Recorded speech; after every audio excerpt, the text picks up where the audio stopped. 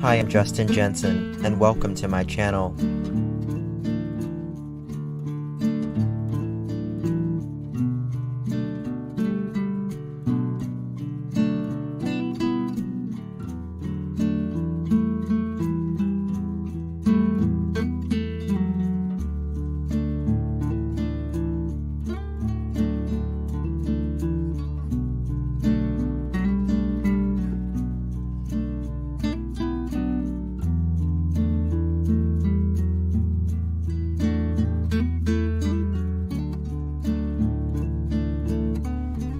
It's not the critic who counts, not the man who points out how the strong man stumbles, or where the doer of deeds could have done them better.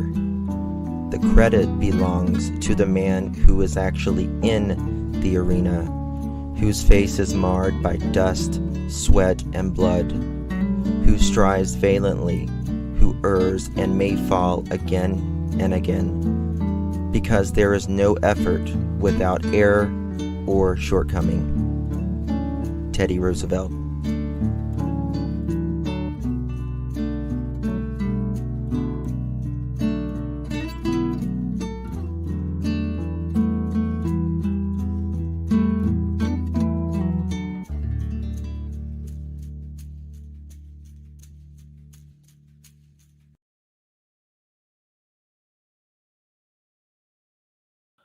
Hello, my friends. How's everyone doing? Can you hear me? Let me make sure you can hear me first. Can you hear me? Okay, you can hear me. Perfect. Thank you.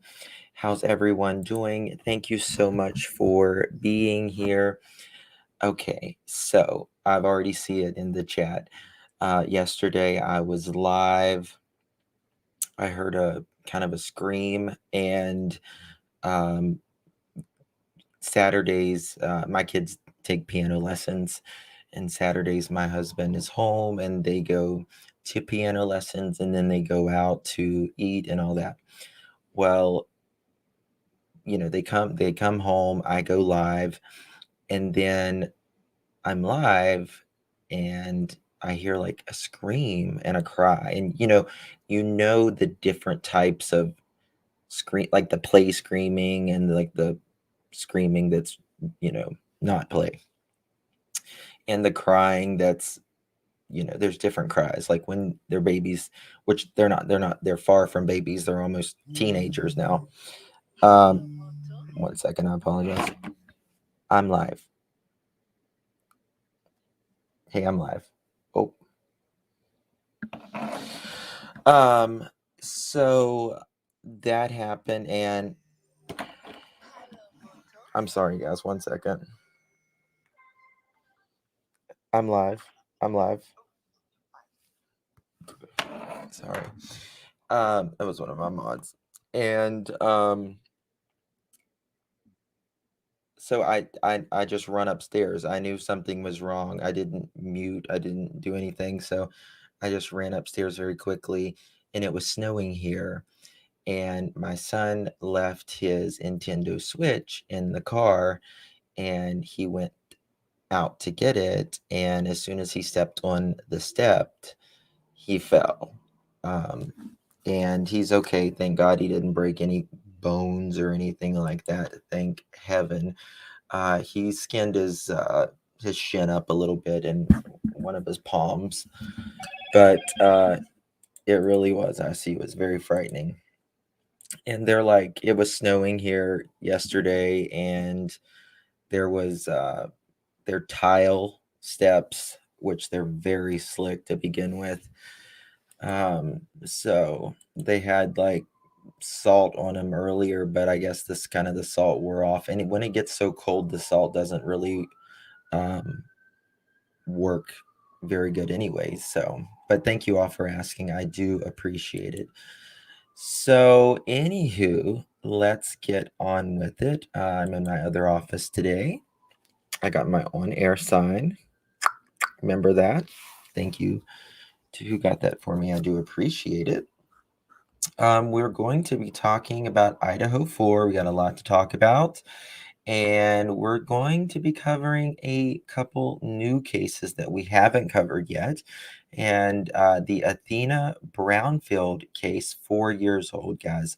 4-year-old baby.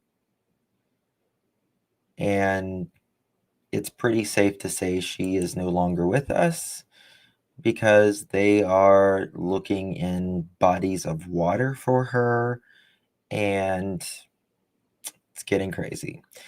And we are going to be going over another case. Her name is Angie Diaz, and her husband, newlyweds, he decapitated her. She worked at a local deli. He is seen going in the day of the murder, stealing a beer, got him all on camera, all of that. You're welcome, 50 Shades. I mean, a lot of people just stick on like one case exclusively, and there's other people out here who need love, and they need I can't imagine being a family member and there's like a really high profile case going on, and they not getting anything either. So yes, so we're gonna get into it now. The chat, or the name of this stream is Brian Kohlberger Cries Doctor. Cries Doctor. And he, Mr. Kohlberger, went to the doctor. Went to the freaking doctor after the murders. You heard that right. Went to the doctor, and we're going to read up on it, talk up on it, and then I'm going to show you guys a video. Oh, God. If I can find the freaking thingy-majigger. But yeah, he cries doctor. He doesn't need a doctor. That's the last thing he needs, is a freaking doctor. Just give me 1 second so I can trying to find it here so I can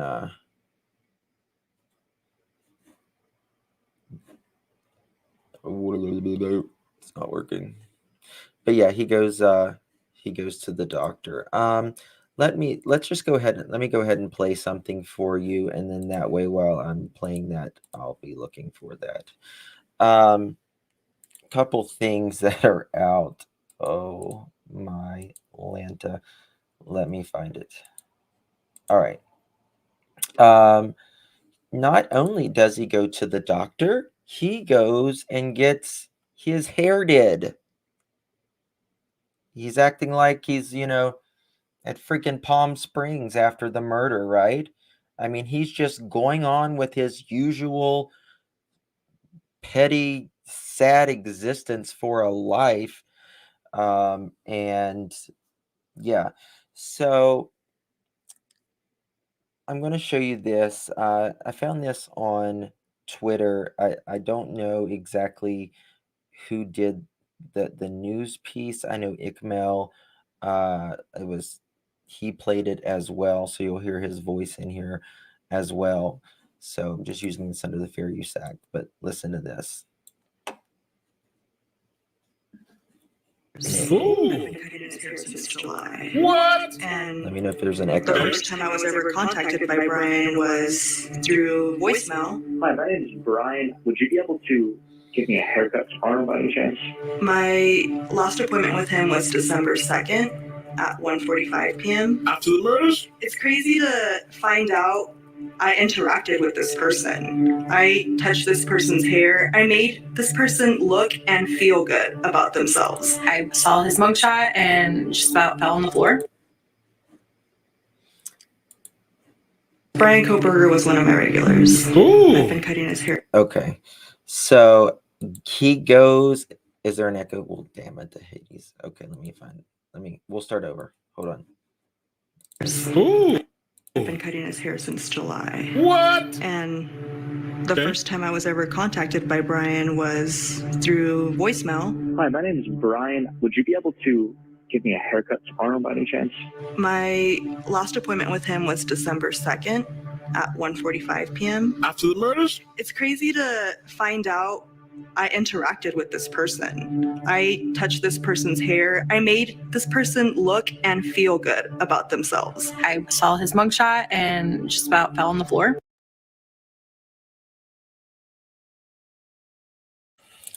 So, as you can tell, Brian left a voicemail saying, "Hey, can you cut my hair? You know, I need my hair cut."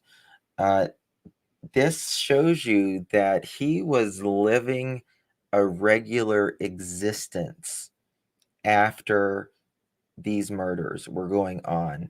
Not only did he leave this, still worked, he still had to grade papers, although they said he was just giving everyone 100%, and they said he was normally somewhat of a very hard grader. And he's getting his hair cut, and he is attending regular doctor visits. Now, we'll never be able to know what the doctor visit entails.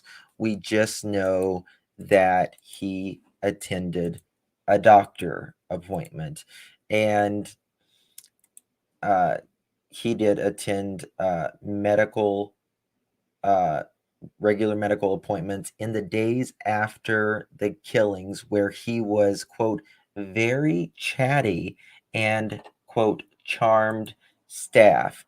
What is one of the biggest things people say about, serial killers, psychos, that kind of thing, is they damn phone. They are very charming, right? Very charming. And he was just a little chatty Cathy. I have a feeling that this is when he was on one of his highs. Uh, I kind of want to know how far,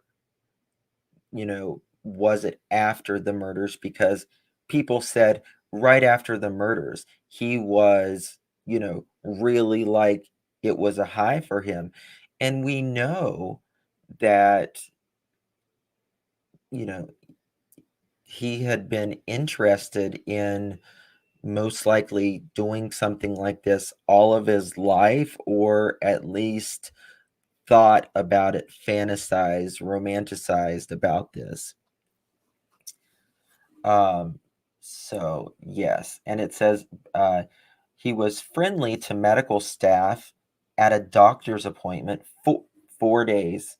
There we go. What I say? What I say? 4 days after he allegedly killed the Idaho students. Did I expect him not to be normal and try to fit in?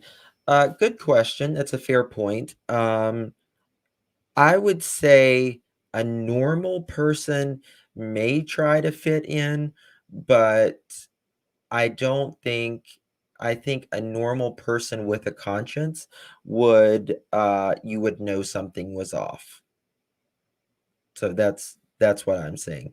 Uh yeah, he might, try to fit in and everything, but a normal person, you would know something was off. These people don't have any feelings. Yes, Frankie, a true psycho. A true psycho.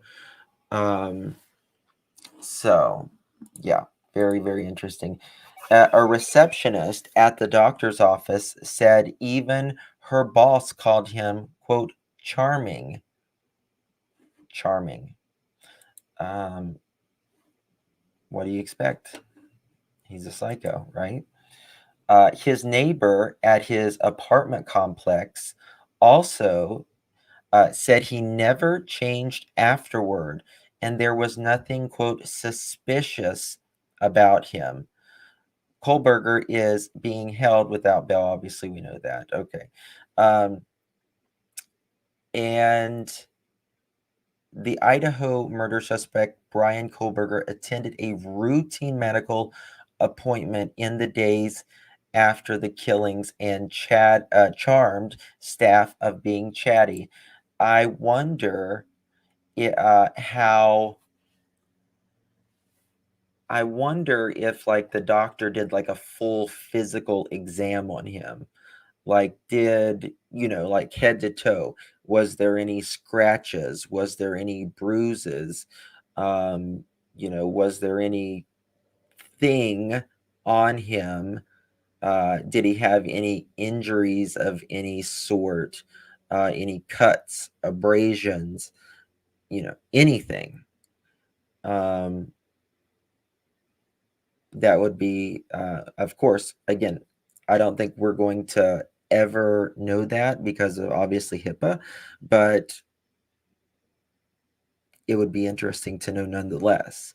Uh, and sometimes I think, well, maybe he didn't have anything because, he went to the doctor and the doctor's going to be like, well, what happened here? Um, but then, he could lie about it, about what happened. But then I also think, well, maybe he had an injury and he kept that doctor's appointment, you know, to get whatever, if he needed stitches for something or whatever, who knows. Can the doctor be forced to release info? Not to us. No, not to us. HIPAA is not in HIPAA. Now, whenever he is in jail right now, so I mean the police can get his HIPAA doesn't apply when you're in jail, so to say. It doesn't apply to law enforcement. Uh, but we're not going to know. Maybe in court it'll come out a little bit, but um, nothing. We're not going to know anything, which again, we're not going to know much from this case forward because of the gag order. Later on, I'll be telling you guys, we're going to be talking about the gag order, who it applies to, who this gag order applies to. Does it apply just to law enforcement? Does it apply to the family? And all of that. We'll talk about that in a little bit. So it says he was very chatty, and a receptionist at the doctor's office who spoke to the insider on the condition of being anonymous said the murder suspect was so friendly, her boss took notice. The receptionist said her boss commented that he was, quote, so nice and charming. Now, Brian said, for those of you that recall, he mentioned that he could get, quote, any girl that he wanted. He had told his friend that. And for someone who, felt like an outcast, that felt like he was picked on, that had a real anger toward women, supposedly, there are accounts that we hear from, some friends that says he was very cocky, thinking he could get anyone. So I don't see someone who is, backward, antisocial as, being the ladies' man, right? But, was he doing this to try to get a lady? Like, was he trying to put the charm on? Or, was this all just a game to him? Um, so interesting. So he was just very chatty. Uh, Dash told the insider that Kohlberger had always been friendly and he often attempted to make plans despite. Oh, hold on. What did I miss? Oh, a neighbor, uh, Aaron Dash, who lived in the same apartment complex as Kohlberger in Pullman, described him as, quote, chatty in the days after the murder. He added that there was, quote, nothing suspicious ever about him.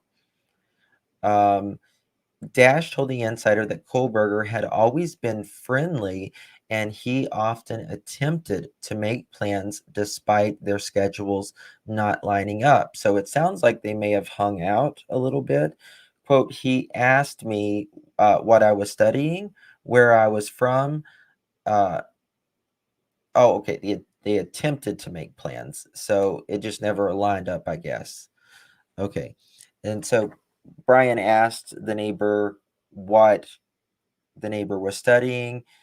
He would make just friendly small talk. So it sounded like Brian, wanted to have friends.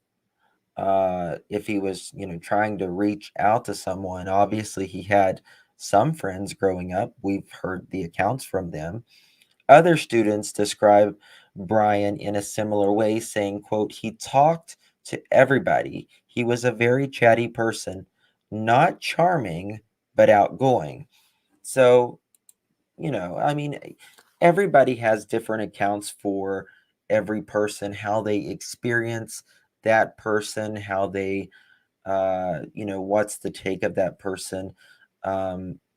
The relationship they had with that person. So, the doctor is describing Brian as charming and chatty, but, a neighbor and maybe I don't want an acquaintance said he wasn't charming, but he was chatty. So, that is that. Kohlberger, who worked as a teaching assistant in Washington State University campus while studying his criminology PhD, also, quote, stopped caring after the murders, claims a student that he was, I guess, teaching. He was not a great TA in criminology student, Emily, who asked to go by her first name. I guess she wants to say somewhat anonymous. She said Kohlberger had been a difficult teacher prior to the November 13th massacre and seemed to lose interest in teaching after that. So it first was a high, and then I guess it's like oh, what did I do? I mean, I don't know if it's what did I do, but now, he was on a high after the murders for a few days to a week or so. And then I guess the high started coming down and this got way big. This case got, you know, first it was local, then Idaho, United States, and then worldwide.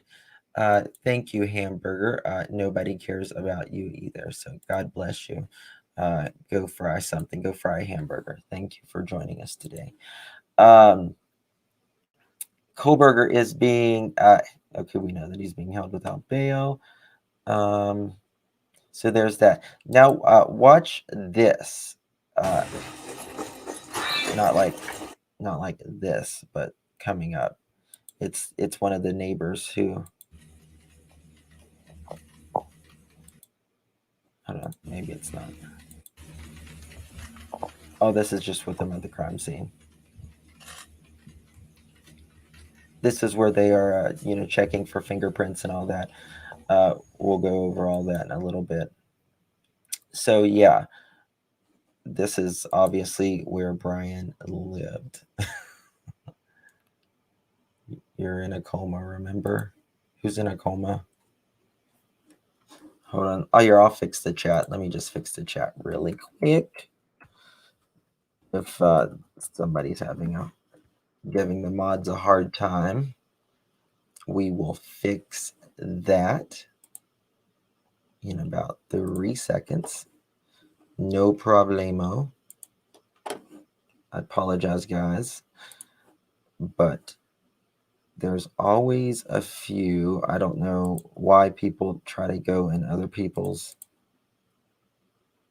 and try to create something, but like live your life, right? Okay.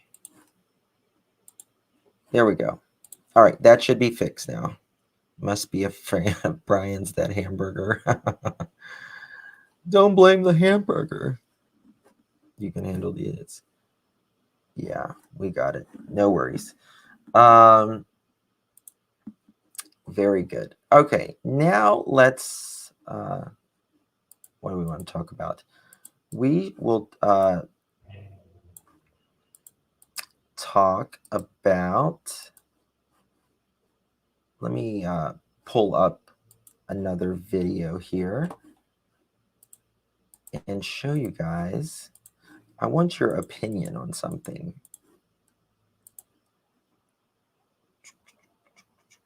I would like to know what you think about this video.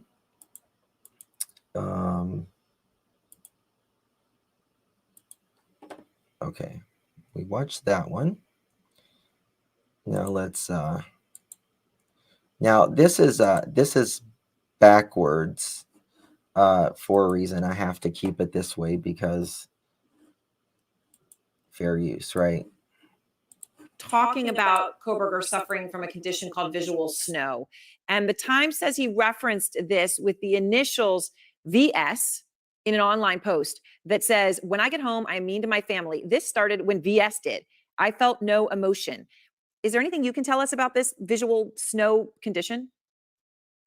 Well, visual snow is often associated with migraine, and it's thought to be generated by hyperstimulated neurons in the base of the temporal lobe. That's where a lot of visual processing occurs. And so, yeah, it's debilitating, and almost nothing is known about it. But it is a syndrome that you never hear about it being associated with murder or anything like that. Although, if you read the rest of his posts, and it seems clear that he's got a depersonalization syndrome, And which is a type of dissociative disorder where you feel separated from yourself. is that when you're talking about, as Nick was just saying, sort of when he looks at the faces of his family members, he just says he feels nothing? That's what you're referring to? Well, yes, you have on the top of your head right here in this area called parietal cortex, you have a GPS system, but what it does is it puts together your whole world. It tells you where your eyes are, relationship to your head, relationship to the world, and then it adds on emotion to that. And all of that apparatus in him seems to be damaged. And so he doesn't even connect with himself. So he doesn't even have self-empathy, which is extraordinary, right? And this lack of empathy toward others and himself, you often see it in psychopaths. I'm not saying he's a psychopath, but it's such a curious combination of things. But he was a heroin addict, and the heroin can trigger this dissociation, this depersonalization syndrome. It's like you're living in a dream where you're watching yourself. You can see this in schizophrenia and schizoaffective disorder, different psychiatric disorders where people feel separated from themselves. You see it in people who take hallucinogens. Yes. Where they tried to, and so you see it in dream states. We measured all sorts of dream states where you see this. And so anybody who's had these strange dreams where they're hanging over themselves or in anesthesia. And so many people have experienced this, but not all the time. It's not, they don't feel that it's occurring 100% of the time. In his case, it seems that he's living this all the time, like he's in a dream state, in a very disturbing, dream state. Well, Jim, thank you very much. He knows all the words. He studied this. Right. That I think is the most bizarre part about it, right? Is that he's able to make that connection and able to study it all as well and choose that entire path of learning. Thank you so much. I appreciate your time, Jim. Talking about. Okay, I would like to know, obviously I had never heard of visual snow until this case.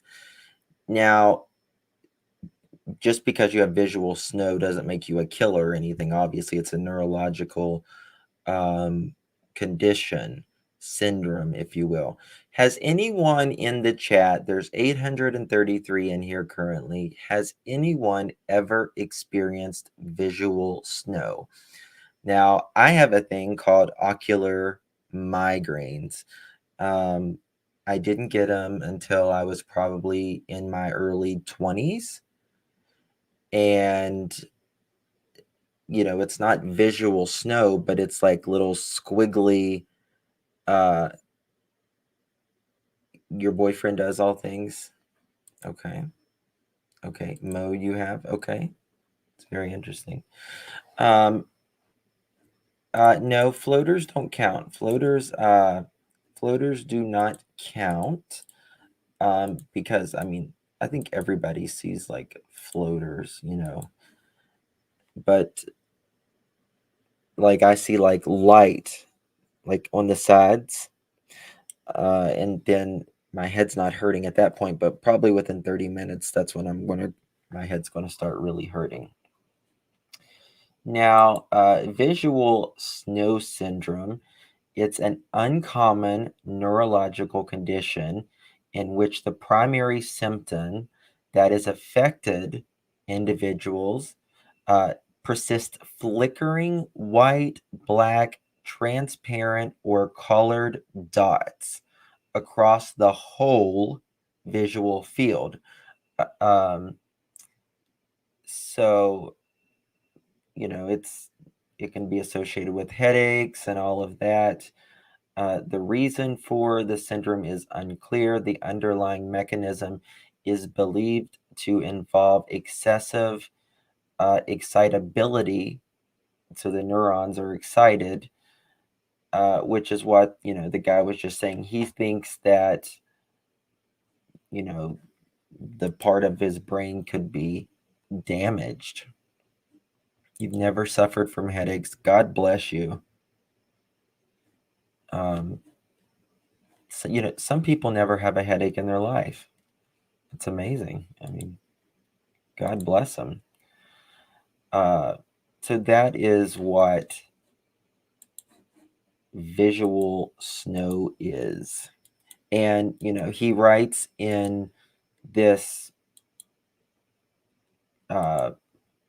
forum in, I think, 2011, how he, after this started happening, he kind of started getting depressed and all of this. And, he contributed the visual snow with what was going on with his depression and all of this. Now, I want you to take a look at this. Whoever did this on TikTok did a phenomenal job. Earlier, when I was recording this, it kind of skipped and my wheel was moving. I don't know what was wrong with my internet earlier, but it will kind of skip a couple seconds here and there. So, and the wheel might move, but it'll go on, I promise. The connection was a little crappy. But this really puts what happened in perspective. This is it's probably the best one I have seen. And let me find it here.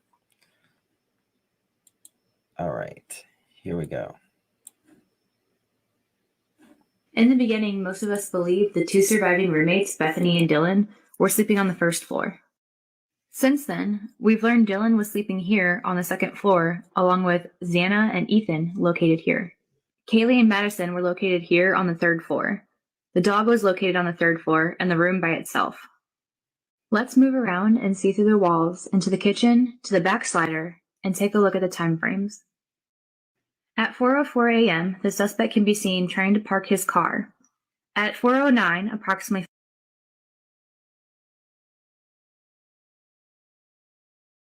Just give it a second, it'll pop up. I think it does. 5 minutes later, he enters the house through the back slider. At 4:18, he leaves the house after committing the crimes. At 4:20, He's caught on camera driving away at a high rate of speed. All of this only took 9 minutes. Let's watch what that looks like. The suspect enters through the back sliding door.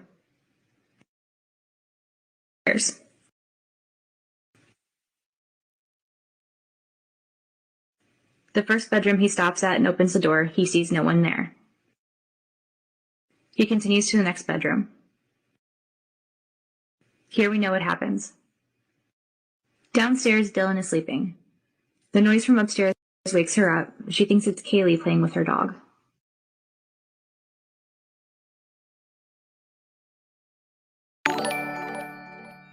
She gets up and goes to the door and looks out. She sees nothing there. The suspect then continues down the stairs about 3 minutes later.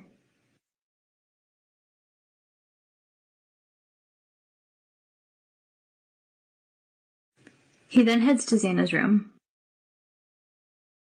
Outside, there's a security camera picking up some whimpering, cries, and a thud at 4:17.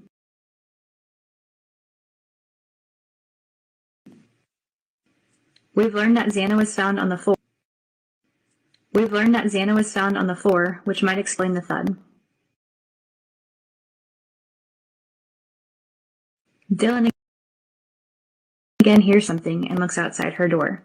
She sees the suspect. He walks right past her and leaves.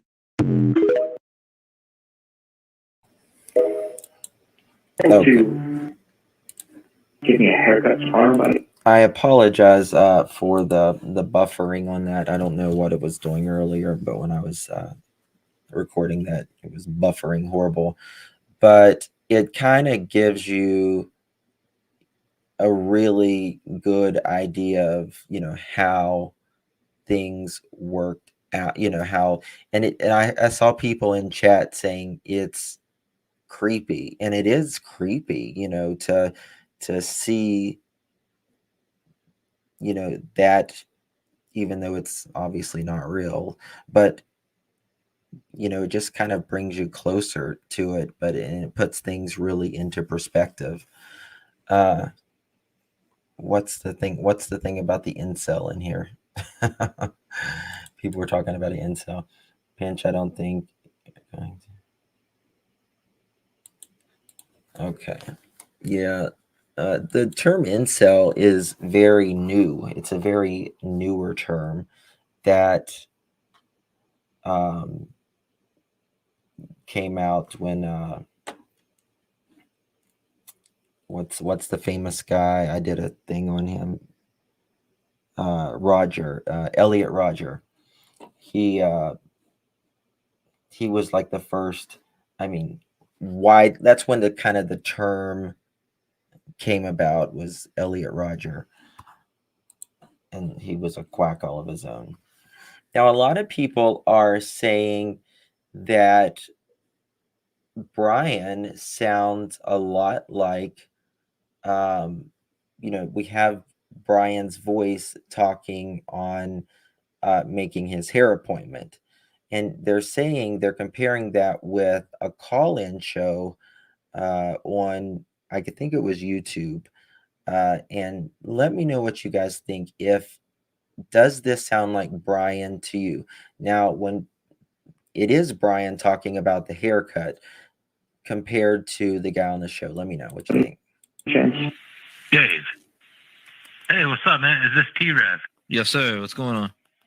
No, Hi, my name is Brian. Would you be able to give me a haircut tomorrow by any chance?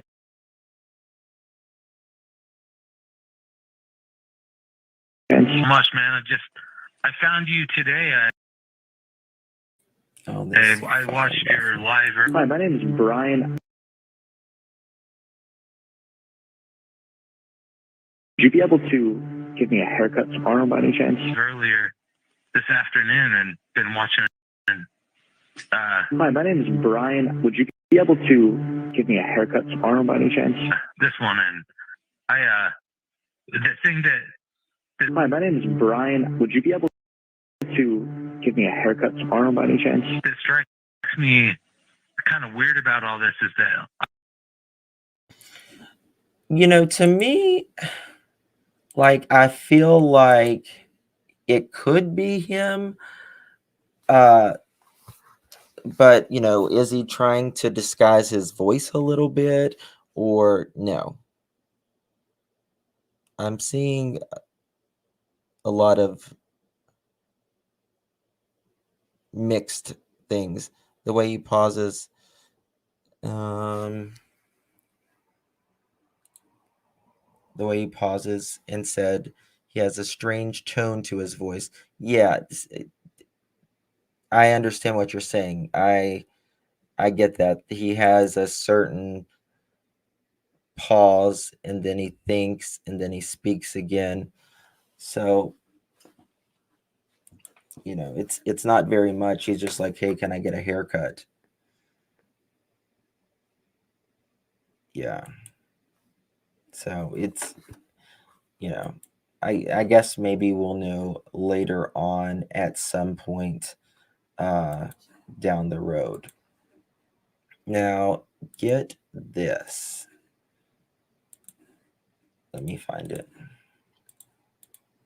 And there shouldn't be any damn buffering on this one, hopefully. DoorDash available in the area? Yes. Did she use DoorDash? Yes. Can I see Mark? I get tired of my own face. Did she call a place that delivered anything at 4 o'clock in the morning? Yes. Jack in the Box, which has since closed. I don't know why people think that's mysterious, but they were open from. So the Jack in the Box did close since the murders, and people's like, "Oh, the Jack in the Box closed." Unfortunately, they closed, but has nothing to do with the murders. But what I want you to listen is to not Chris. I want you to listen to this. I think he's an attorney. I'm pretty sure he's an attorney. He's like a attorney to the stars or something. From 6 a.m. to 6 p.m. So she could have ordered from Jack in the Box as there, but that person is still of fundamental importance here, whether they had involvement or not. The timeline, the DoorDash, go.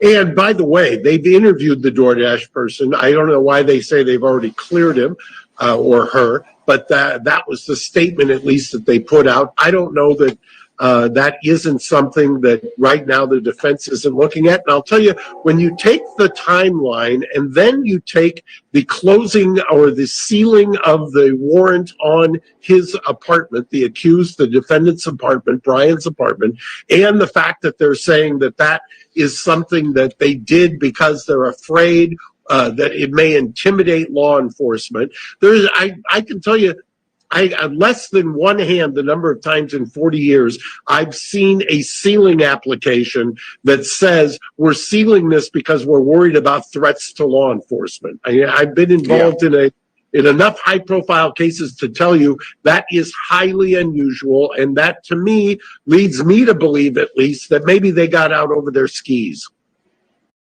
DoorDash. Now, what does that mean? That's what I want to know. What does that mean about going over? You said going over their skis, but what would be the threat to law enforcement? What would be the threat to law enforcement? Why is this sealed? Everybody is wanting to know what is going on. Why is this sealed? And why is it, going to take a couple months? He is insinuating that law enforcement is guilty of fraud or some kind. You think? Really? Sherry thinks an accomplice. Yes, guys, please hit that thumbs up button. Please hit that. It just takes 1 second. It's free and it helps a lot. So I would appreciate it.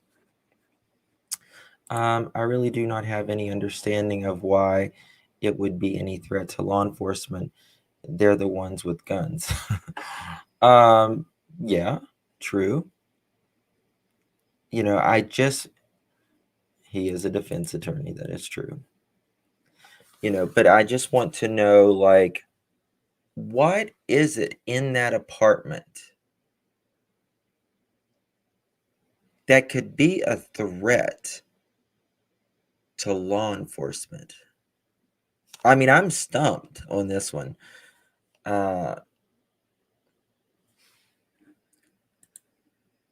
Oh, I see it as a different kind of threat, not a physical threat, just a social kind of threat of making them look bad.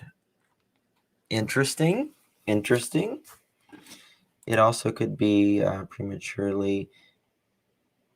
Well, that means it could hurt the investigation, and the investigation would have to be thrown out. It could harm the investigation. I get that part of it. I don't get the other part.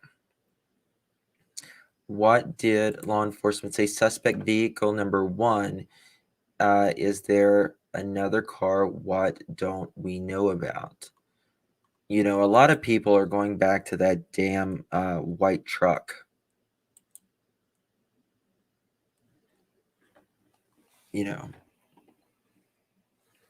So could this uncover officers? Possibly. Or other parties like family. I don't get the danger part of it. Not an hour when we are not thinking about summer. Wish we had. Yes, God, please let there. I see a little bit off topic here, but I just saw IC's comment about Summer Wells. There's been so many cases either solved or at least moved forward. In the Summer Wells case, we don't know anything more than the day it happened after all of this. It's very disheartening, very, very disheartening in my opinion. It all comes down to body cams being watched. Interesting. I don't know, man. Like it's pretty crazy. Now I want to show you. I was going to show you guys this yesterday. Now there are 23 things that this study, this guy, this doctor, I think he's a doctor, he's a professor or something, that he believes that 23 physical abnormalities of a serial killer. Now, obviously, if you have any of these, it doesn't make you a serial killer by any means or stretch of the imagination. But being a serial killer is not one thing. It's not that easy. It doesn't fit. It's like a recipe to become a serial killer. You have to have many different boxes kind of checked off. But nonetheless, this is very interesting, and I thought you guys might be interested in this. And, does Brian have any of these? I don't, in my opinion, in the beginning, I did think Brian most likely killed before. Now, I don't really think so. I don't really think so. I think he thought he was going to do the, perfect murder kind of thing. He was smart. He overestimated his intelligence, in my opinion. But nonetheless, I think he was well on his way of being, a serial killer. So this guy, he has a PhD, and his name is Joel Norris, and he points to 23 physical abnormalities of serial killers. To add validity to his research, Joel Norris includes case studies in his book called Serial Killers. Although numerous experts' opinions can vary, predicting whether someone will or will not take the plunge into serial killing isn't a black and white issue. We need to consider numerous factors such as psychological, neurological, environmental, social, frontal lobal prefrontal cortex damage, and or chemical imbalances in the brain. Keep in mind, our actions aren't defined by being physical alone. The following 23 abnormalities of serial killers are just one piece of a greater overall puzzle. The totality in which supports the foundation for the emergence of a multiple murderer. So it says, once you read this list, I can guarantee you'll look for these abnormalities in everyone you meet. Don't panic if you can check one of these boxes yourself, your spouse, your child, relative, or close friend.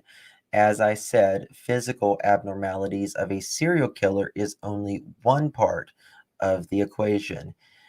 It's difficult to predict who may or may not have inherent violent tendencies. Uh, and that's the beautiful thing about free will.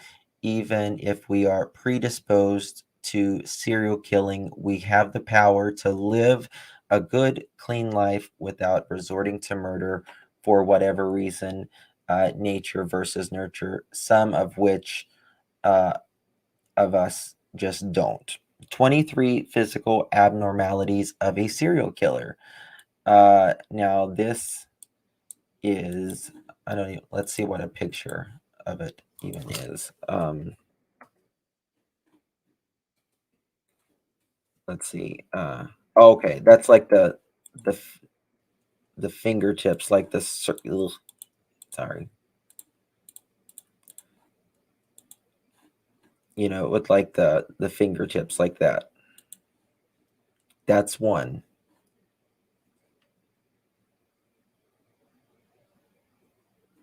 Like the fingertips, how they isn't that like a kidney condition or something?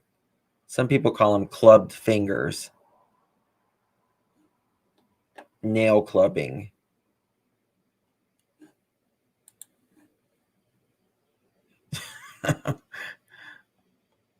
Wiry hair is one, yes. All right. Now where was I? The second one is electric wire hair that won't comb down.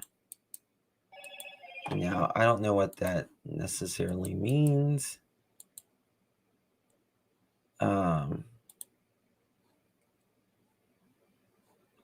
I mean, does that mean like frizzy hair? I don't know. Frizzies. And I mean, this guy's a PhD and he wrote a book on serial killers.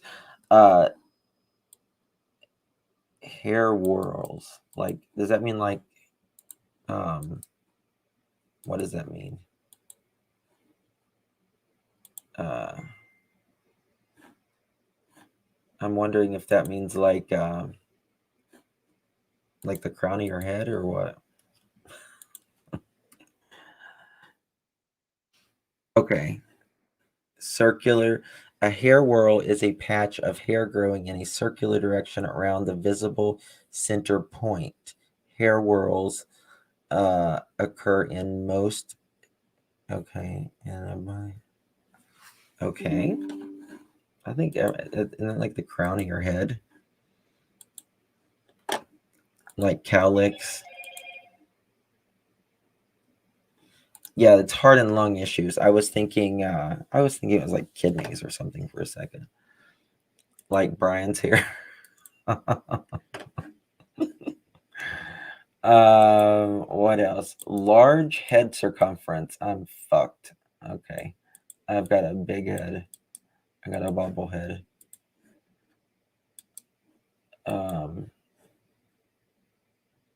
Large head circumference outside the norm of 1.5 cm or less. So upper and lower eyelid joined to the nose. The point of union deeply covered or partially. Huh. Or all with COPD. Yes, a COPD with, that's what it is. Isn't it amazing how, like COPD, it'll, it's, it affects how your fingers looks. You know what I mean? Upper and lower eyelids joined to the nose. I think it's like right there, like if like the, like that little piece of skin, like right there where your eye is. Like if it's like tight, you know what I mean? It doesn't really, it's like skin sticking out. I don't know. Why am I laughing so hard? I can't wait to hear all of them. I thought it was interesting. I'm like, I wonder. Because everyone says serial killers have a look. You know what I mean? Like a lot of serial killers have a look. There's like this, what is it? What's the word I'm looking for? A coldness behind their eyes or whatever, and I agree with that. But let's see here. Larger than normal distance between tear ducts or lower than normal distance between tear ducts. And that's called a hyper or something. Hypertelorism, larger than hypertelorism, larger than normal distance between tear ducts, or lower than normal distance between tear ducts. This is so what they're saying is, it's like physical maybe abnormalities that happened in the womb, and it's, it's, I guess it means the brain's not all the way there either, right? I don't know. Low seated ears. So if you got low seated ears and your ears are down here, your ears never quit growing either. You know how when it's particularly old men, I'm going to be screwed. With the older we get, our ears become longer. Our ears and our nose like never stop freaking growing. So Calix will cause you to murder. No, it won't cause you to murder. It won't cause you to murder. These are just like physical traits that they have studied with like autopsies of serial killers and things that they have. So far, they're describing Frankenstein.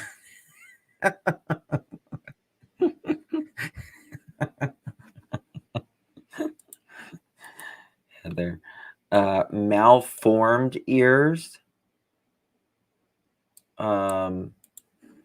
What's the definition of like let's look at that. Image.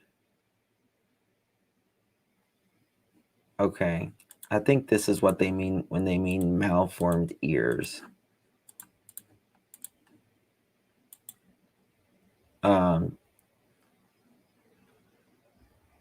Malformed ears. And kind of like a lower sitting ear if your ears are lower. And they show examples at the bottom here of how,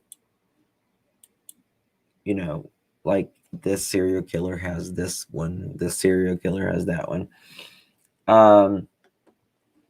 Where was I? adherent earlobes. Lower edge of ear is extended upward and backward towards the crown of the head. Okay, I got to see what this looks like now. This is fascinating. Images. I don't get it.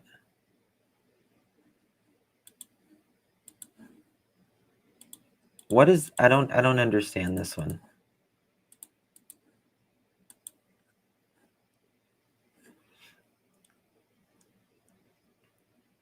What does that mean? And lower edge of ear is extended upward and backward toward the crown of the head. Does it mean like this part right here?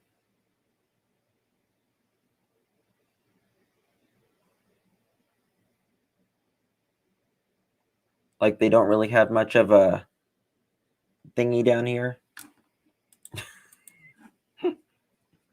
Elf ears? Okay. Elf ears. All right. So now we're talking about not only Frankenstein, we're talking about elves. These sound like something like fetal alcoholism. Yeah, I think it's like it's things that, you know, maybe hadn't really formed in the body for some of these, you know, to be a serial killer, you know, there's obviously, you know, they check and they, you know, the brain doesn't spark the right way, right?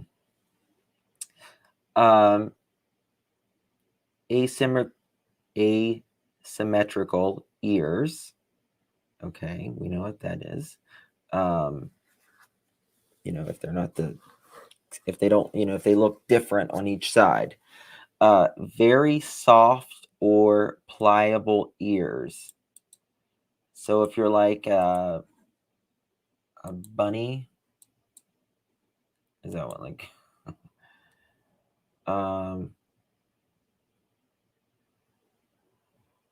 Let's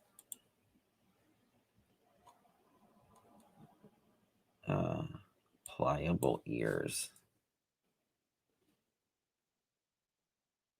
Flex ears. So if I guess that means like if you don't have a lot of cartilage, right? If you don't have a lot of cartilage in your ears. The pinna of the ear.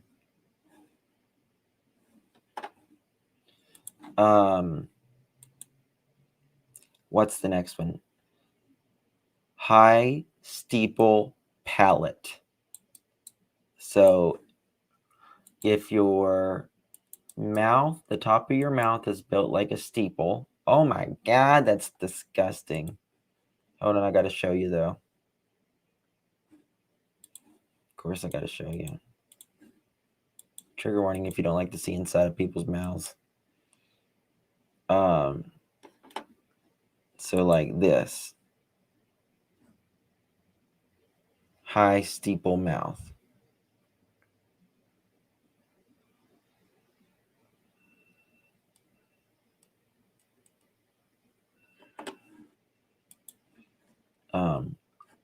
I have a very low steeple mouth, so I'm happy about that one.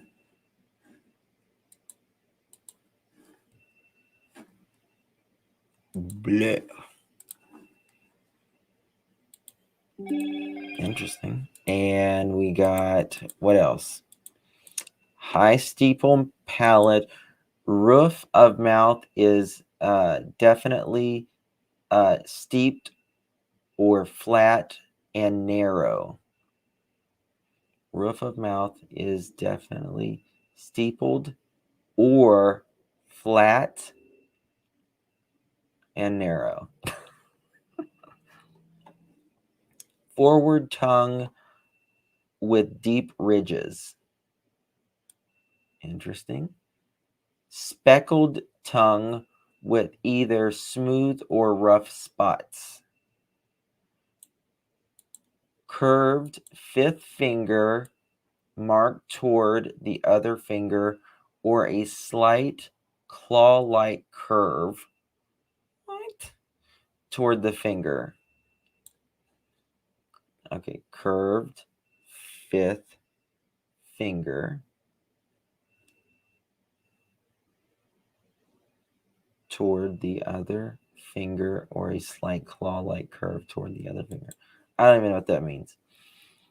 Singular transverse palmar crease, aka Simon crease. Okay, we're going to look this up.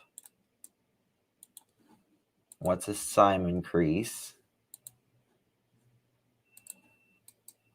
Simon crease. I think they have an example there, but okay, this is a Simon crease versus no Simon crease. Oh. So a normal palm, you have two lines, right? 1, 2. That's a normal hand. But if you have, where is it? If you have just one line across your hand,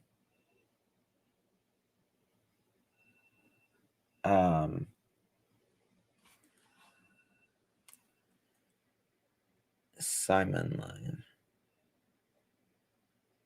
It just kind of goes straight across. It's like a line that just goes straight across, more or less. Maybe a little diagonal, but it's just like more of a straight line. How many of you are looking at your hands right now?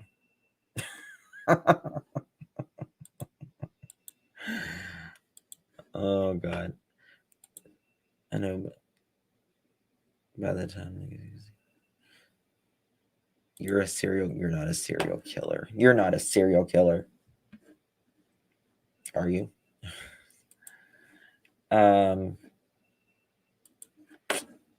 I think there's a couple more. I thought this was interesting. Third toe longer than your second toe or equivalent in length. Your third toe? Now, I've always heard of people's second toe being bigger than their big toe, but never their third toe. Does anyone have a third toe bigger? Third toe.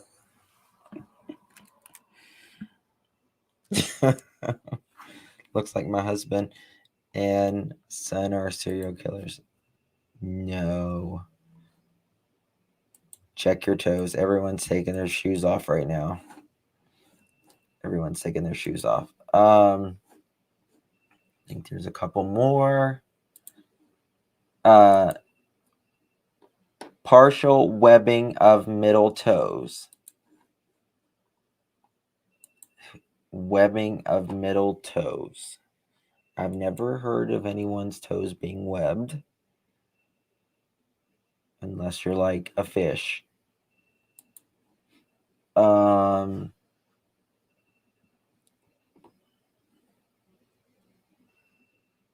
Larger than normal gap between first and second toe.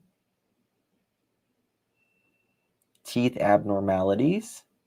Oh, that's because of the mouth, the rooftop of the mouth, wouldn't it? Abnormalities in skin texture.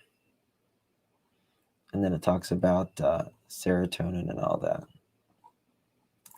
So if you want to look at this article, I'll drop it in the chat for you to, read on later and all that. But it's an interesting article. LOL a fish. My daughter's middle ears are webbed. Middle toes are webbed. I went to school with a girl, and she had, I think it was like 6 toes, I want to say. Very beautiful girl. Do fish have toes or feet? I mean, if I mean, I guess they do if they. Why are we having this conversation? I guess they do if they have fins. That's their feet.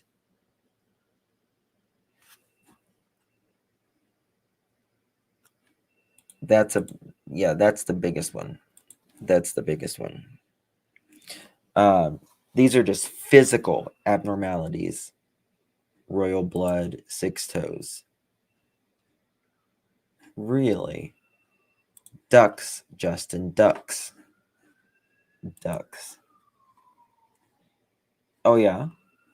Yeah, obviously ducks have that as well. All right, so moving along, let's talk. Let me clear some of these up. So we need to talk about Athena Brownfield, 4 years old, and we need to discuss the little lady that was unfortunately beheaded. Here we go.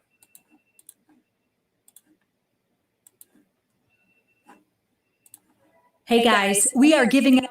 Hi guys, we are giving out. Nobody cares. Okay. Nobody cares.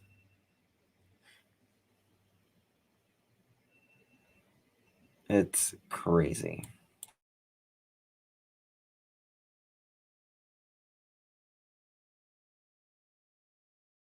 A man killed and decapitated his wife inside their home. It shows the husband, Jared Dykes, visiting his wife's workplace. Tonight, friends of 21-year-old Angie Diaz met at a memorial for her. Our Matt Doherty was there tonight. Matt? There were lots of tears from friends and coworkers here tonight who say they just can't believe what happened. The friends of 21-year-old Angie Diaz gathered at the Waller County Meat Market tonight where she'd... So this is where she worked. I'm going to show you guys camera footage of the husband going in here, stealing a beer, and trying to get away with it. Well, he did get away with the beer, but this is where his newlywed wife worked. They'd only been married a couple months. Worked for the last 3 years. It's the place where her boss says the young woman from Nicaragua learned to speak English, where she earned and saved money to send back home to her mother in Central America who has cancer. And it's also the place where she met her future husband, 21-year-old Jared Dykes. Estaba feliz, o sea, muy feliz ella. She was happy, very happy with her husband, said her boss tonight. But there were days when she was different. She was tired, but I wasn't sure if she was tired because of her job or because of her relationship. Coworker Ruth Almendarez said she'd seen Diaz with a sad face and thought that something wasn't good. The Waller County Sheriff's Office says Dykes killed his new wife yesterday morning. Has anyone noticed the last few cases we've covered? Like 3, this makes like the third person now, third or fourth person who was an immigrant who moved here, married, and got killed. It seems like a lot of these abusers, like to, take advantage of, these people who, are just coming here for, I guess, a better life or whatever. She came from Nicaragua, and this is like the third one. morning. Surveillance video from the Chepe's meat market where Diaz worked shows Dicus pull up in the parking lot at around 11:40 in the morning. He walks into the store and heads to the refrigerators in the back. He grabs a beer and then he leaves. In the parking lot, he opens the beer, takes a sip, and then he drives away. Residence that was covered in blood. It's a gruesome scene. At about 4 o'clock yesterday, the sheriff says deputies responded to the small home where the newlyweds lived. Dicus's father, who lives in the larger home on the property, called authorities when he found the body of Angie Diaz, which was missing her head. The sheriff says Dicus confessed to killing his wife, stabbing and partially dismembering her with a kitchen knife. On Sunday, Dicus was transported to a hospital from the home and was later released. The sheriff has not shared a possible motive or any explanation from Dicus as to why he said he killed his wife. In Waller County, I'm Matt Doherty, KHOU 11 News. Real victims. She didn't deserve.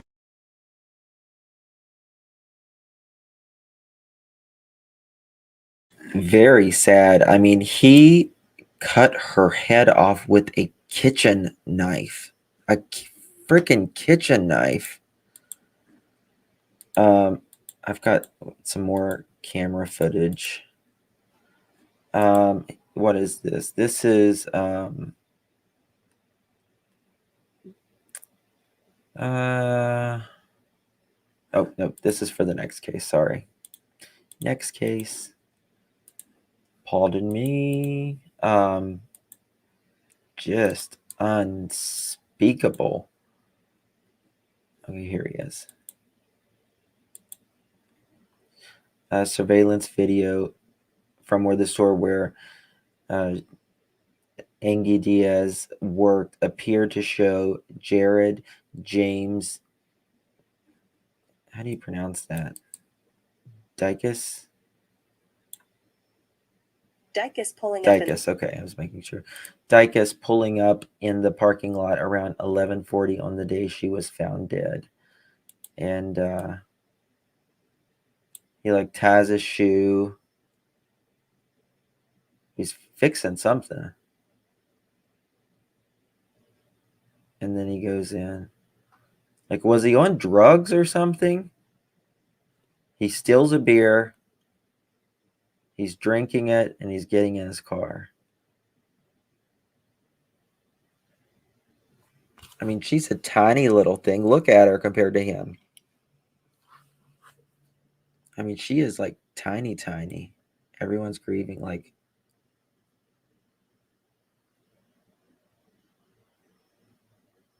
it's very sad. But where is it? Look how tiny she is compared to him.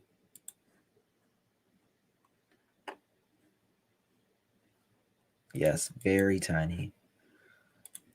I don't get, I'd read that's not acceptable until,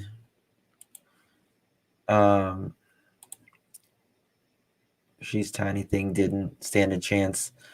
Yeah, and her mother is absolutely distraught. I think they found her head in a bathtub, I want to say, or in a building.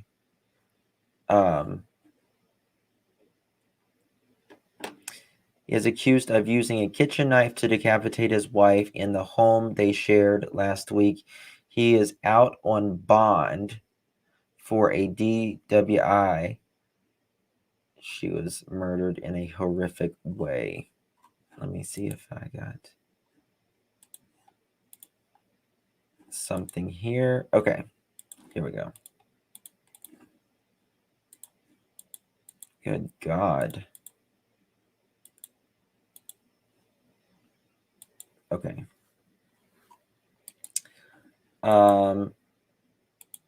Sheriff Troy Guidry said Jared Dicus shared a home with his new bride that is directly behind his parents' home in the Oak Hollow subdivision.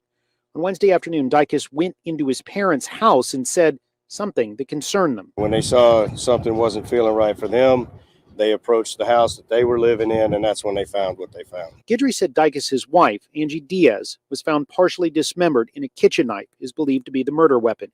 Guidry said Dicus was then arrested. We brought him back for his witness statement, and that's when he confessed to it. The couple married last October. Waller County Judge Trey Duhan officiated the ceremony and posted a statement reading, "During my short time with them, they were a very nice young couple. As with many of you, I'm greatly saddened and shocked by the news of this tragic event." No matter what type you walked in or what time it was or how you felt or whatever, her smile just lit up the room. It was incredible. Diaz worked at Chepe's meat market in Taqueria. Muy buena persona, muy inteligente. She was a great person, intelligent and hardworking. Manager Ruth Armendariz says Diaz did also talk about her brief marriage to Dicus. No era feliz. No, she wasn't happy. She said he was one person before they got married and another person after, who became very jealous. So a gruesome scene at best. Sheriff Troy Guidry said Jared Dicus. He was jealous. So Jared James Dicus, who was arrested and charged with first-degree murder on Wednesday, the Waller County Sheriff Office responded to a call about a possible death in Southeast Texas home about an hour away from Houston around 4:35 p.m. Wednesday. Deputies found the body of a woman in a, quote, small residential structure, end quote, located behind the home.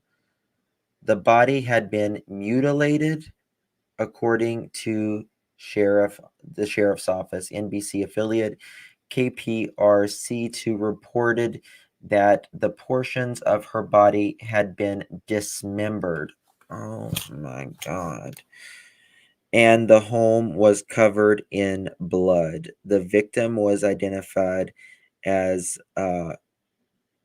by Waller County Judge Trey Duhan and her family as 21-year-old Angie Diaz.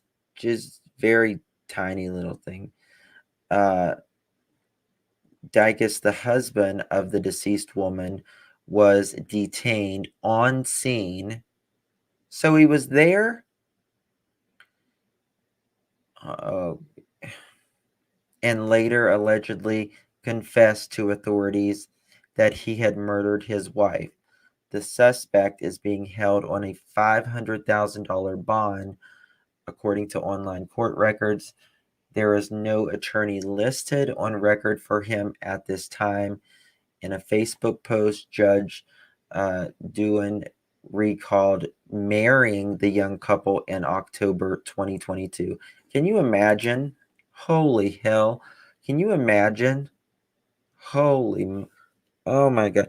Marrying these couple and then two or 3 months later, like, you go there and she's literally decapitated, dismembered, blood in the house, and her dismembered body is out in the freaking building. What?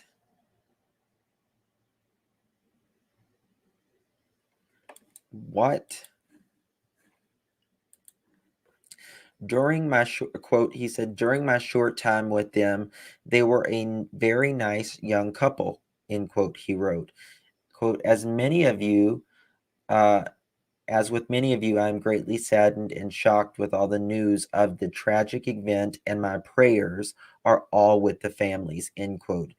Duhan said that he took down a post announcing Diaz and Dicus' marriage that contained a picture of him with the couple, quote, primarily due to insensitive nature of some comments made on the post. By Diaz's uncle, Erwin, to help with funeral expenses, remembers the victim as, quote, daughter, sister, niece, and friend. Quote, our family is shattered by the loss of such a young life. A family member wrote, quote, she was the light of the family and community, always with a smile and cheerful personality. The absence of her from our lives will be felt forever. The Waller County Sheriff's Office and District Attorney Office are investigating the murder. So that, we'll try to keep up to date with that. Just a very gruesome crime. I wonder if there had ever been any, every 60 seconds, domestic abuse is happening in this country. And many don't make it out alive. And that is unacceptable. Okay, I showed you the cooler thing. I showed you that. All right, now we are going to go to a little Athena. Heartbreaking story out of Oklahoma, guys. Very sad. I was just looking at something here. The sheriff called it a gruesome scene at best. All of her parts and pieces were submitted as evidence. Jesus Christ. Yeah, well, Texas does have the death penalty, thank God, right? Okay, little Athena. 4 years old.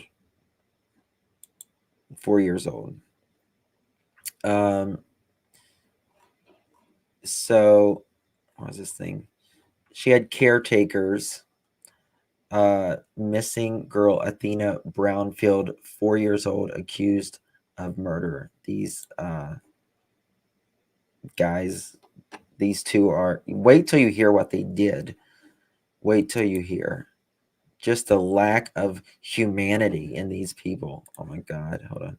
Missing girl after her big sister was found wandering the streets alone.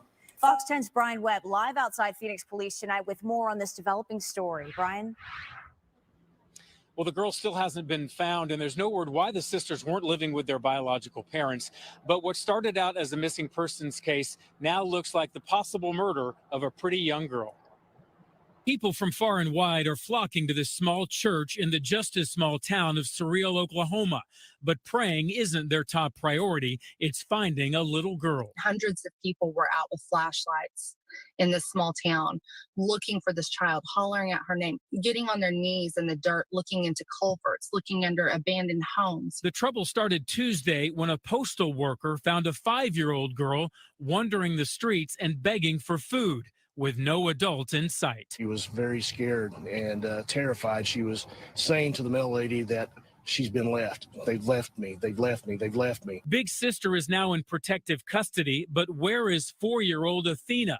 Investigators and volunteers are using every trick and tool they can find, from search dogs and drones to horses and helicopters, with the town's trash collection put on hold. If you have any sort of video cameras or Ring doorbell systems, if you can come down to the church and provide that to law enforcement, it will be very beneficial. Then more troubling news on Friday. The girl's caregivers, a husband and wife, both arrested.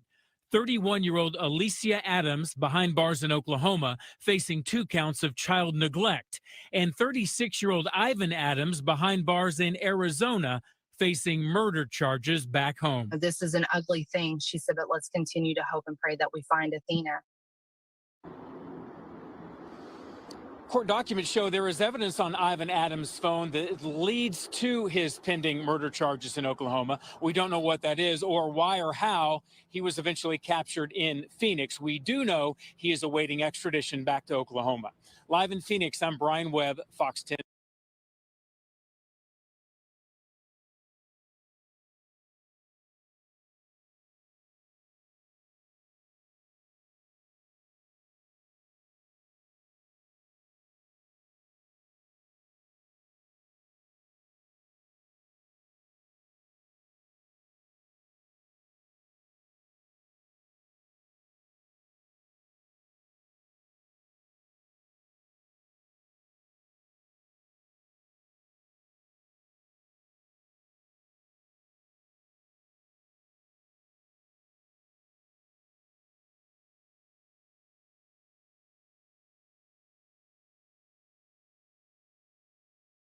crap. Sorry, guys. I was muted. Sorry.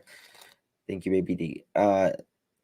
So what I was saying, yeah, I don't even know if they know where they need to be looking at, because they were searching like in ponds, and now they're not even picking up the trash.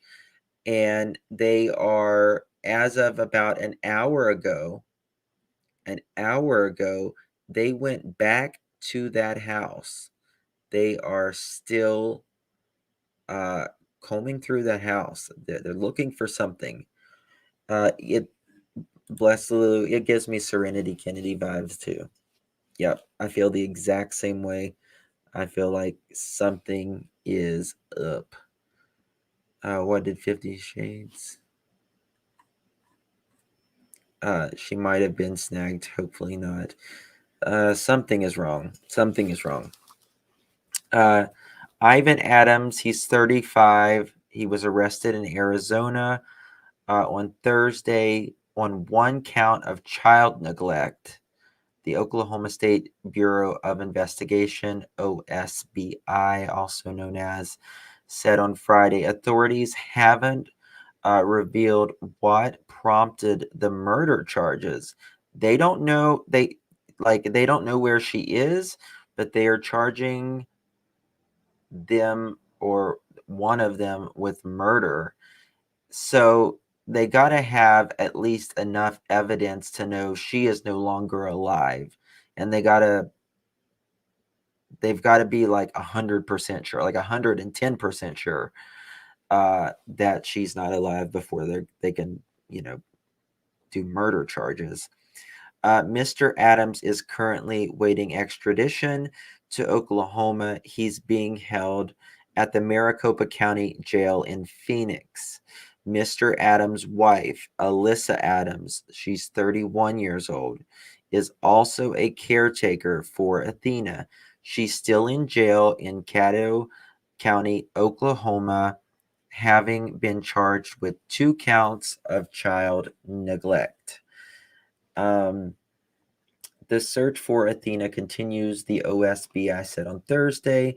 The OSBI is following every tip that is received, which is coming in from Oklahoma as well as other states. In the effort to find clues as to Athena's whereabouts, the trash service was searched. Okay, now here's Athena, beautiful little Athena, and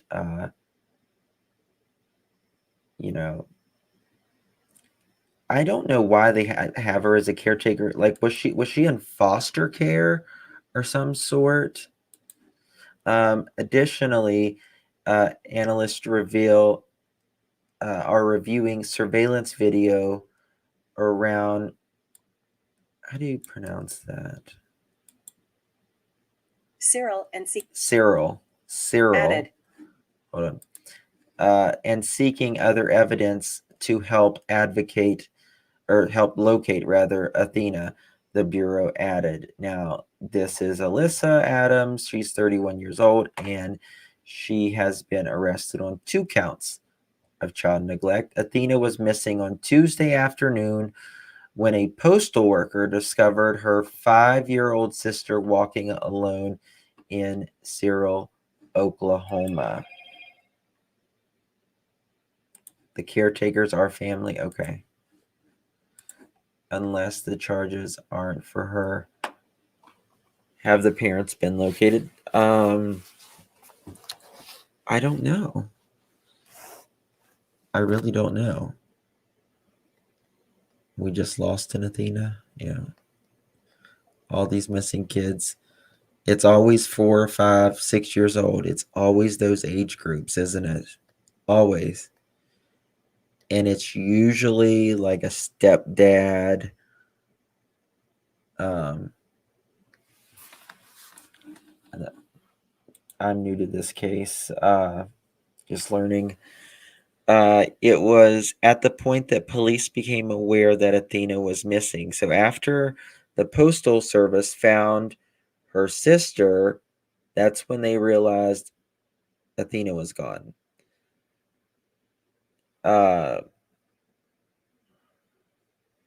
Athena has been missing since January 6th. Damn. Not good. Law enforcement has requested that people, quote, with a residence or business in Cyril that has a video doorbell camera visit the Family Life Church in Cyril and to notify police, law enforcement said on Wednesday. Law enforcement have said that Athena is believed to have been wearing a hoodie with butterflies at the time of her disappearance. The search effort includes helicopters, boats, off-road vehicles, a ground team with specific training, in addition to surveillance footage. Trash service has been paused in the city as law enforcement searches for clues. The OSBI said that the agents are working on tips both coming from Oklahoma as well as other states. It is unclear if either of the accused has retained lawyers to speak on their behalf. Anyone with information is urged to call the OSBI area code 405-879-2591 2591 405-879-2591 or contact via email tips@osbi.ok.gov or call their local police department. So there's more on Twitter. Hold on, here's a video. You know, it kind of reminds me of a Serenity and a Summer Wells, kind of, because she doesn't look like she was like taken terribly good on care 2 of. counts of child neglect. The counts are related to the 2 sisters, 4 and 5, who were in her and her husband's care. As you guys all know, the 5-year-old was found wandering outside of the Adams's house on West Nebraska and Cyril, and a postal carrier found the 5-year-old, and that's when police were notified. At this point, the investigation into her whereabouts continues. We are actually getting tips from across Oklahoma as well as multiple other states. As you also are aware, trash service in town was suspended. That was in an effort to search for additional clues as to Athena's whereabouts. Right now, I want everyone to understand we're still looking for her. Nothing has changed. Despite what's being said out there, we're looking for her. Our analysts and our team of multiple law enforcement agencies are reviewing surveillance video from around town and again pursuing any tip that comes in, following it up, and trying to identify any clues that can be used to locate Athena. As you know, we're being assisted by multiple law enforcement partners, and we really appreciate everything that everyone has done to assist us in locating this child.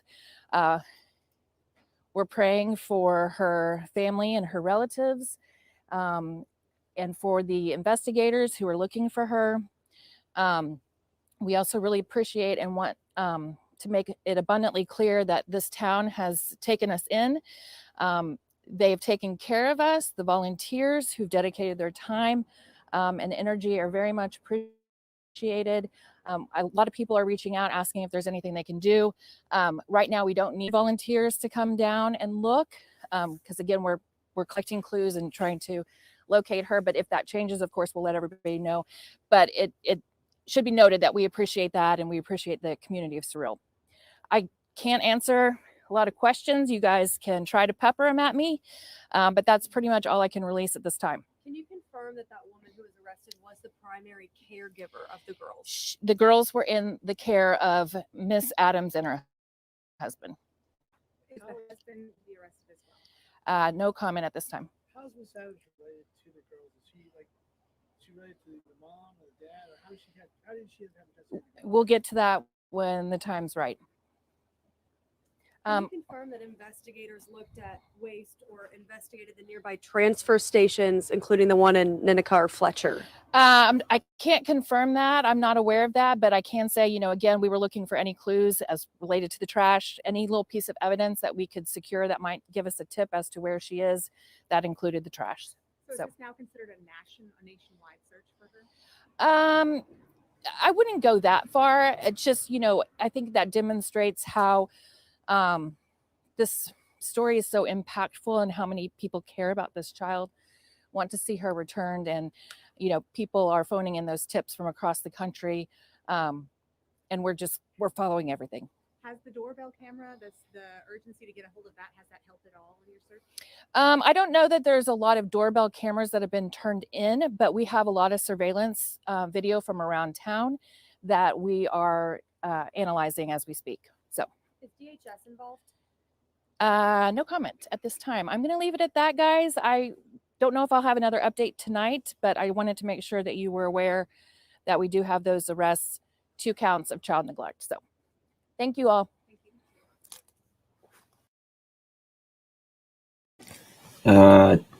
So now, they know that she's no longer with us. And there is something, this is the fugitive file, I believe.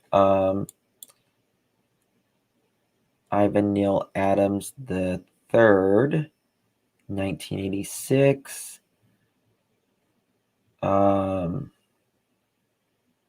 812 North Nebraska Street. Let's see where they live. 812 North. One second.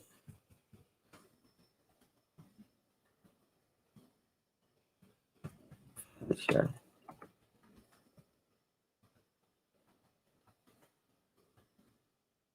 And that is in, where is that at? Let's see.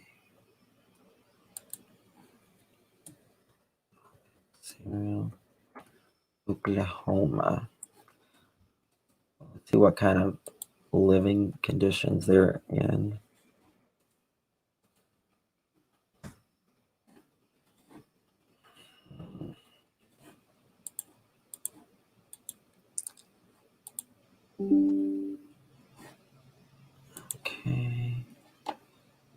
Okay, and this is the home it appears that they were staying at, or that's on this form anyways. The mom isn't so tight-lipped on TikTok. I hit the like too. Did you? Yes, guys, please hit that thumbs up. Please, please, please. I would appreciate it. So on this, it says, where does the defendant currently reside? 812 North Nebraska Street, Cyril, Oklahoma. And this is it. This is where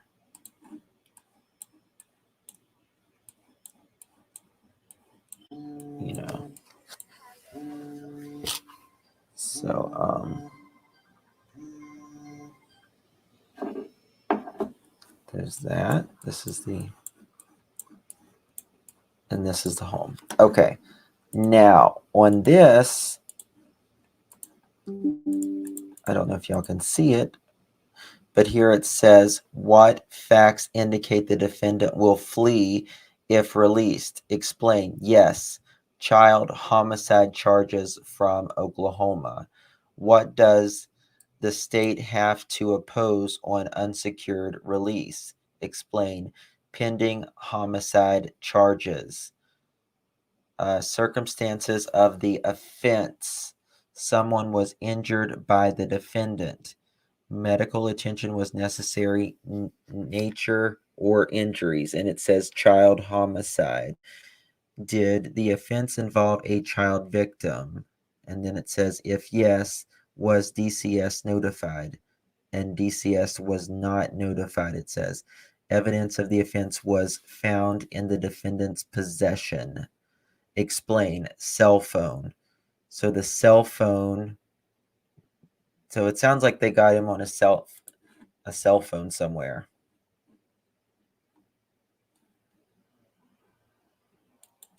Yes. One thumbs up is a love. It means you love me.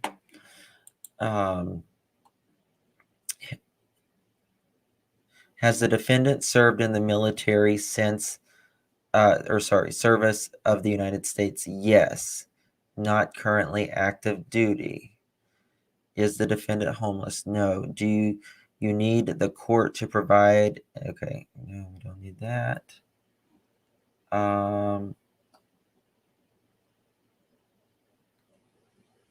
How was the situation brought to the attention by the police? Victim or third party or officer observed or there are previous incidents. So a third party brought this case to attention.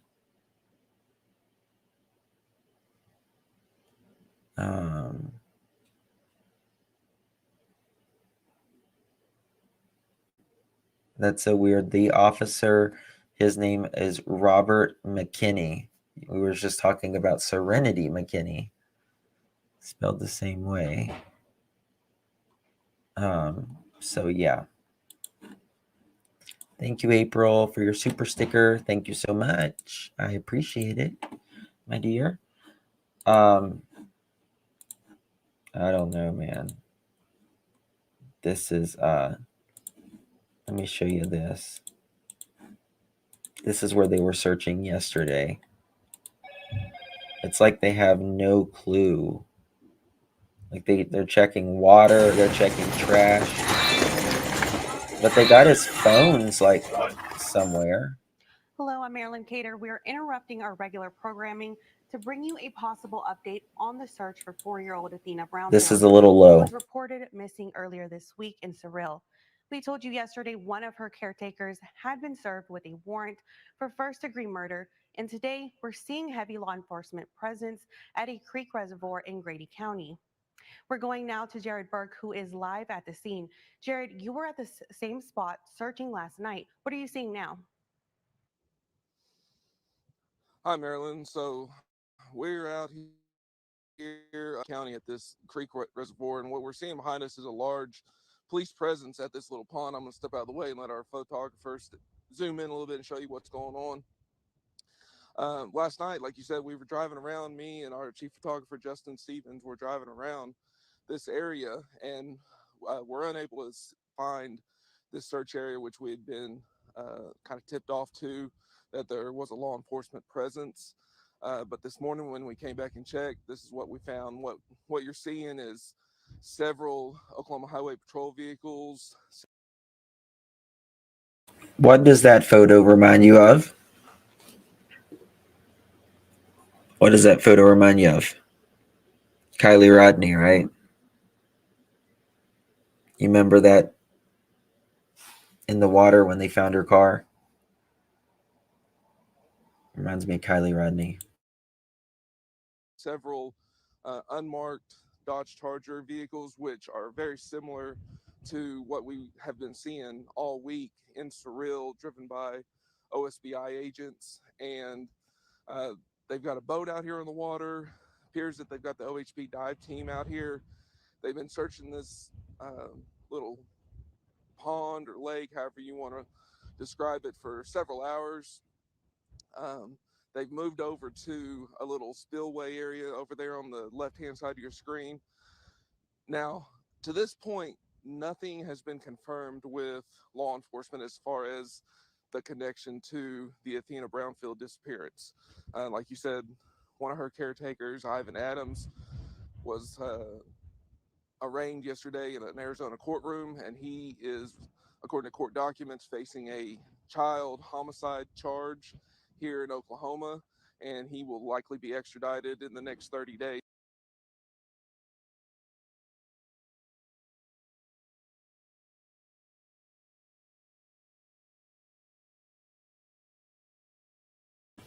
Okay, I don't know why it stopped.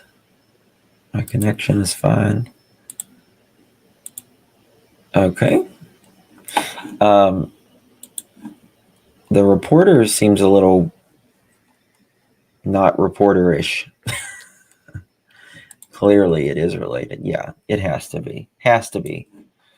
I mean, yesterday they were saying that it was. I don't know. I've got.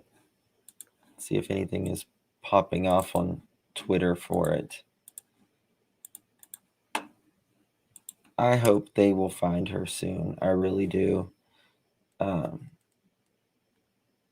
People are asking why is it that Ivan was arrested and booked in for unaliving Athena and I answered this question already, but I didn't have this piece of evidence here. Evidence of the offense was found in the defendant's possession. Well, the cell phone. It says cell phone, which I just read that to you. So, what does that cell phone? How? I mean, did he not? Did this person? Did they not turn off the cell phone when they were disposing of her, or what?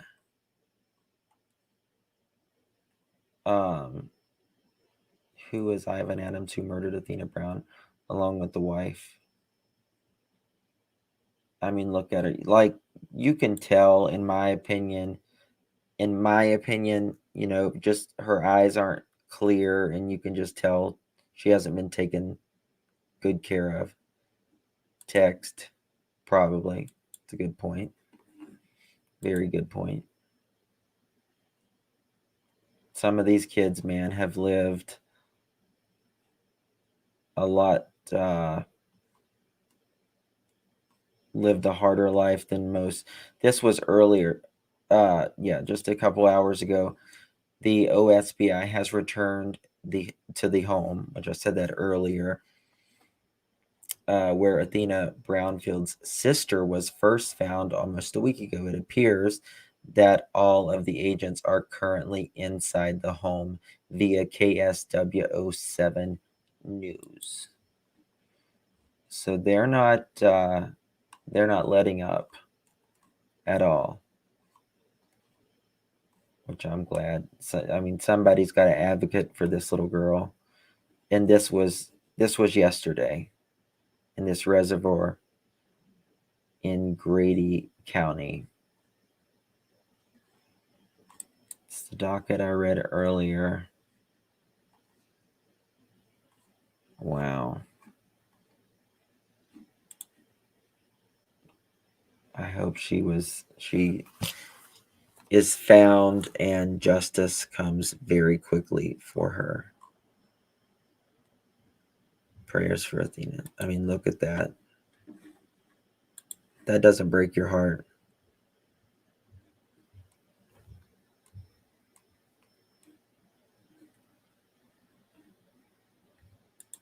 Who's spreading rumors? I wonder if they've contacted the bio parents to come and get their kids. I don't know. And a lot of these cases as well, not only has parents been accused, but a lot of these foster homes, right, looked at the coroner and parked the lake. I didn't notice that.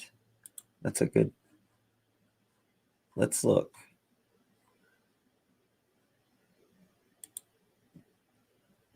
Sad, man.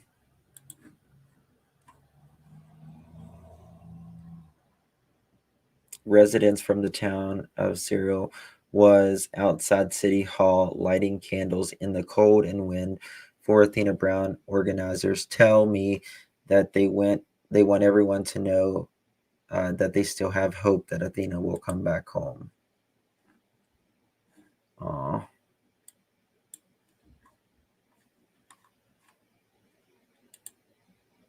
Authorities say milk. Okay, we know that.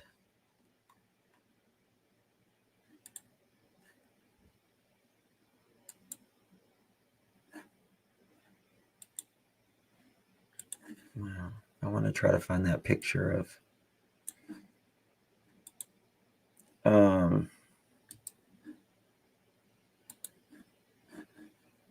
hold on, we'll zoom in and see what kind of cars are parked there.